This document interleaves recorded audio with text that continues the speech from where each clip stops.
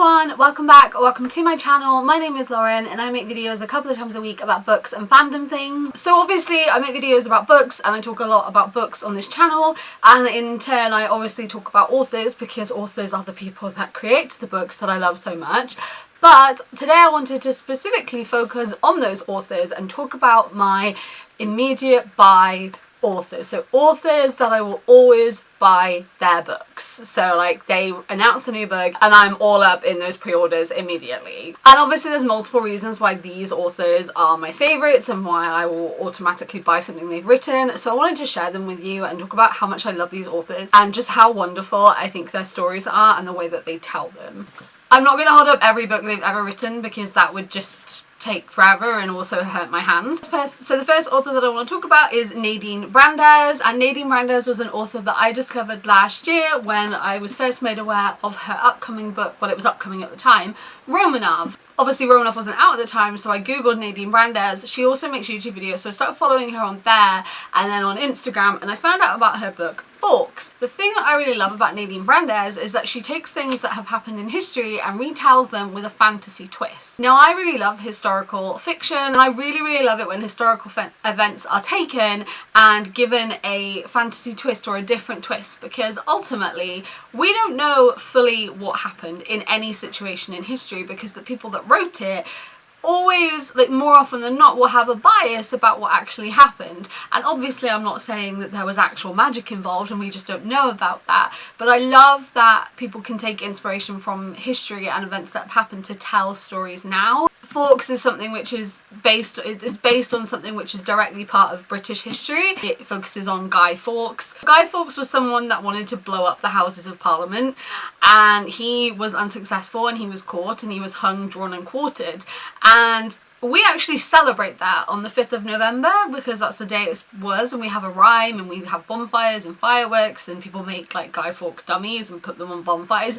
A very weird thing that we actually celebrate. The older I get, the more I'm confused about why we celebrate bonfire night, but we do. Really, and I get really worried when American authors or non-British authors write about British history and talk about places in England, because a lot of the time, especially if they haven't been, to lots of people London is England and that's about it, but there's actually so much more to it. The way that Nadine Baez tells these stories is so phenomenal because I genuinely felt like I was in all of the places she was discussing. You can see that the research was there, you can see that there was so much put into writing this book, and I really appreciate that. And I really appreciate that she takes her time to tell these stories and make sure that even though she's adding a fantasy element to these stories, that the actual realities that actually happened is also being told and the message is being put through in the way that she writes as well, which I think is really rare when it comes to historical fiction that has such a twist to it,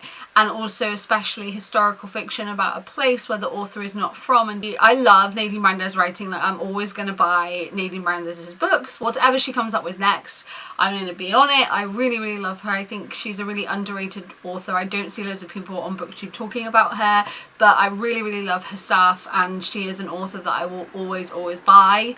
Then we have RFQang. Now, Poppy War series, so there's the Poppy War and the Dragon Republic, and then very soon actually the third and final book in this series, The Burning God, comes out, and this is the only series and books that RFQang has at the moment, but I know without a doubt that I will forever buy anything that she writes. I was not many chapters into the Poppy War when I ordered the Dragon Republic, which is there, it's a big boy, because I just knew that I was going to love it. And again, it does have a lot of historical elements because this is based on the Second Sino-Japanese War, and that was something which I didn't know masses about before I started to read this book and was researching this book and found out that that was its history. The way that she writes is just so phenomenal because that importance shines through in her storytelling, but also she's able to create such a world and world build alongside these things that have happened, and you can just see in the way that she writes how important she feels it is that these types of stories are being told. Her writing is phenomenal. Her character development, her plot development, the way that she is able to tie things together it is just absolute god tier writing. It's absolutely phenomenal. Like, I will always buy anything that RFQang writes, because there are very few people whose books I've read that are able to develop and tell a story the way that she is able to. And if you have not read any of her books yet, please get on that immediately. Then we have Robin Talley, and I talk about Robin Talley so much, and if you are not new to my channel, you're probably bored of me talking about Robin Talley, but I have to do it. So Robin Talley's books are absolutely amazing. She writes mainly contemporary, and they are always LGBTQ+. They always have LGBTQ+ characters in them of all different ages, at different levels of life, in different places, like different periods of time, and the way that she delivers these stories is just so important, because like I said, they're always so very diverse and also so very just spot on. Like, the thing that I love is that she always writes about LGBT+ women and girls. The first book of hers I ever read was Our Own Private Universe, and the main girl is 15 and the love interest is a little bit older, and they actually have a whole bit in the book where they get into a relationship, and that relationship is developing physically, but they talk a lot about safe sex between two girls and the things to take into consideration, like dental dams and gloves. And I wish I'd read that book because I was a bit older. I think I was like 20 when I read the book. I think it's really important for people that might need that type of protection during sex, because schools don't talk about it. Like, schools don't talk even about like heterosexual sex, which is just ridiculous. Like, barely anyway. I think I had one lesson where they showed us how to put a condom on a banana, which, thanks, I don't need that. Which are like, that's just so subtle. It's a mention, but you're aware of it then, and you think, oh, okay, so there are safe sex procedures that you can put in place, which I think is really good. And she has characters that are looking at their like gender identity and like long distance relationships and going to college, like so many things that are so important and so good, while also being able to tell an amazing, really well-rounded story with fantastic character development and really good plot. And I will forever sing Robin Talley's praises. If you want to hear more about Robin Talley, I did do an author spotlight video on Robin Talley, which I'll link down below, but genuinely so phenomenal. I love Robin Talley to pieces, and I will forever shout about her. And she can release a new book, and I don't even need to read the synopsis before it is literally in my like pre-order cart on Waterstones. Like, I'm just there for it. Then we have Angie Thomas, who is exactly the same. Angie Thomas says she's releasing a new book. She drops that pre-order link. I've ordered it before I even know what the book is about. Angie Thomas's writing is absolutely phenomenal. There is a reason why she has been on the New York Times bestseller list for over 100 and something ridiculous weeks.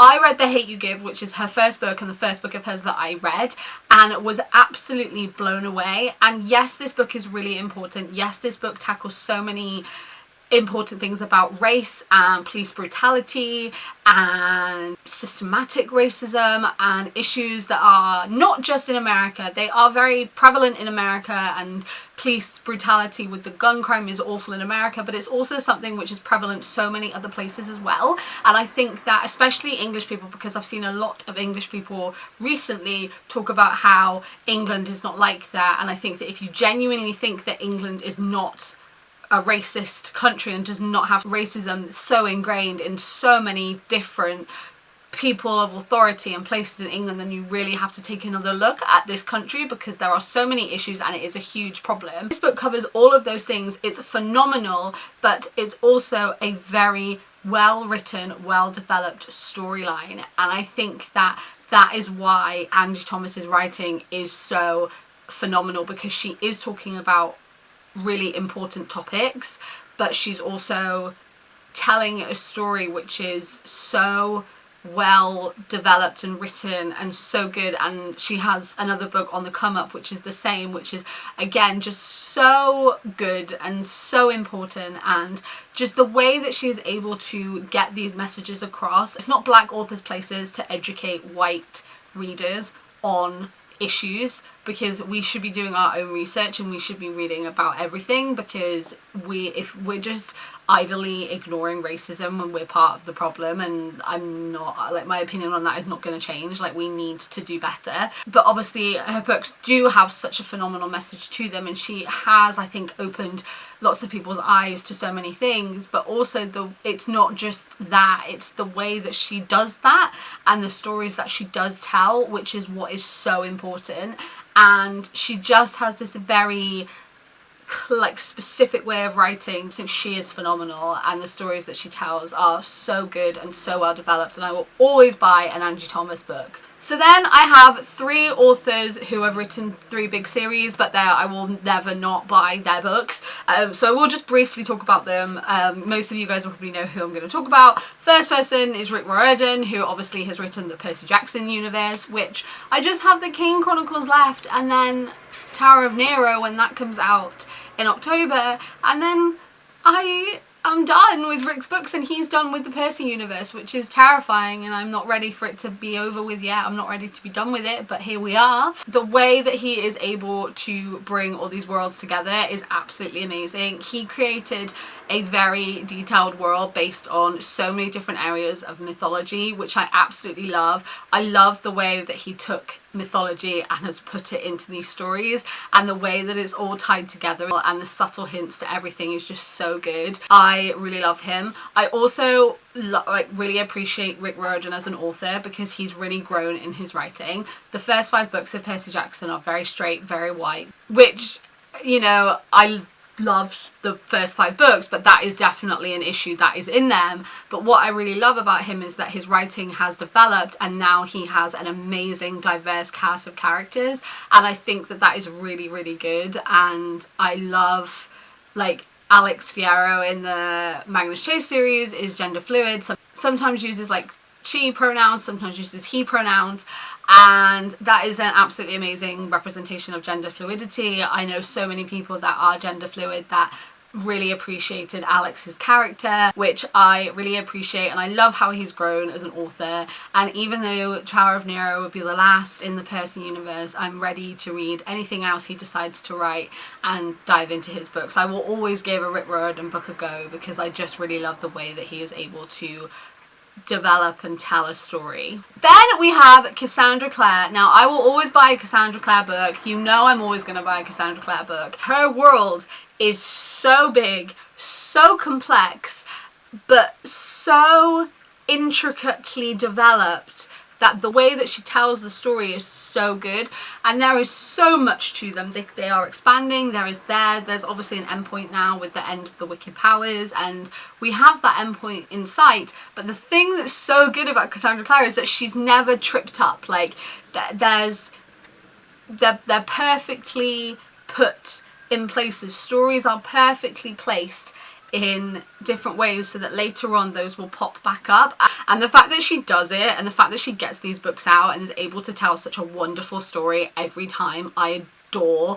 And you never know what's coming. Like, end of Lord of Shadows is a massive part of that. You think that you know exactly where the ending's going, you've got a couple of pages left and you're fine, and then your whole world is just tipped on your head. And that is amazing storytelling and amazing writing, that she's able to do that in literally the last 4 or 5 pages of a novel. And like, the way that she's developed as an author is absolutely wonderful. Even though she's a very popular author, I do feel like people don't give her actual like writing and the way that she develops these stories a lot of credit, because they're so intricately done, but it's so perfect, and I love her. Then we have Leigh Bardugo, who is one of my top 3 favourite authors as well. I love Leigh Bardugo's storytelling. Again, her world building is phenomenal. The way that things link, again, very intricate. It's amazing Grishaverse, which again is very intricate, but she hasn't tripped over, and she's got all of these stories and she knows where she's going, and I'm so excited to read more. But then also she's written her other books like Ninth House, which has such a detailed storyline and is such an interesting take on something. I'm obsessed with the way she tells stories. I'm obsessed with the world that she's built, the character development, the way the characters are with each other. I absolutely adore it, and I also really love how involved she is in listening to her readers and developing her writing and her characters and her stories, and I just think it's phenomenal, and I love her very much. Then we have Becky Alberti. Now, I just want to say a quick PSA that we don't bully people into coming out online.